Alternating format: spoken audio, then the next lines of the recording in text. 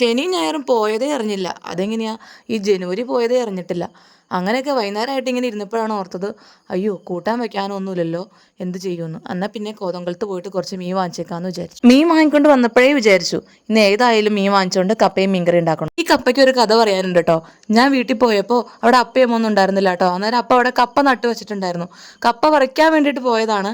അന്നേരം അപ്പ അവിടെ നട്ടു വെച്ചായിരുന്നു കപ്പയ്ക്കകത്ത് നിന്ന് ഞാൻ ഒരെണ്ണം പൊക്കിക്കൊണ്ട് വന്നിട്ട് ഞാനതവിടെ ഒരു ചാക്കിൽ നട്ടു വെച്ചു. ചാക്കിൽ കപ്പ നട്ട കഥ പറഞ്ഞപ്പോൾ എല്ലാവരും എന്നെ കളിയാക്കിട്ടോ, അതിനകത്ത് കപ്പയൊന്നും ഉണ്ടാവില്ല എന്ന്.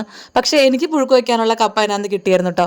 എന്നിട്ട് ആ കപ്പത്തണ്ട് ഞാൻ ഒടിച്ചു കുത്തി 3-4 സ്ഥലത്തായിട്ട് നട്ടു വെച്ചതാണ് ഈ കപ്പ. ചാക്കിലെ കപ്പ പറിക്കാൻ വലിയ പാടൊന്നുമില്ലായിരുന്നു, പക്ഷെ മണ്ണിലെ കപ്പ പറിക്കാൻ പാടാണ്.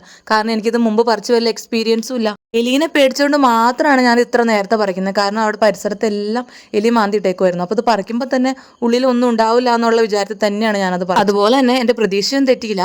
എലിയൊന്നും കൊണ്ടേണ്ടായില്ല. വലിയ വളമൊന്നും ഇല്ലാണ്ട് ചുമ്മാ കുത്തി വെച്ചിരുന്ന കപ്പ ആയതുകൊണ്ട് തന്നെ ഒരുപാട് കപ്പയൊന്നും ഉണ്ടായില്ല.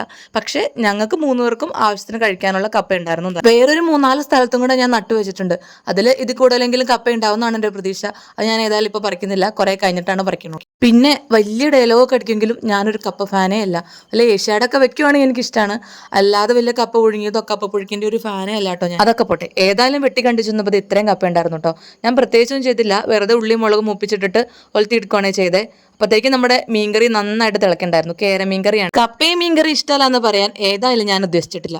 മലയാളികളാണോ അവർക്ക് എല്ലാവർക്കും കപ്പയും മീൻകറി ഇഷ്ടപ്പെടുമായിരിക്കുമല്ലോ എന്നാണ് എൻ്റെ ഒരു വിശ്വാസം.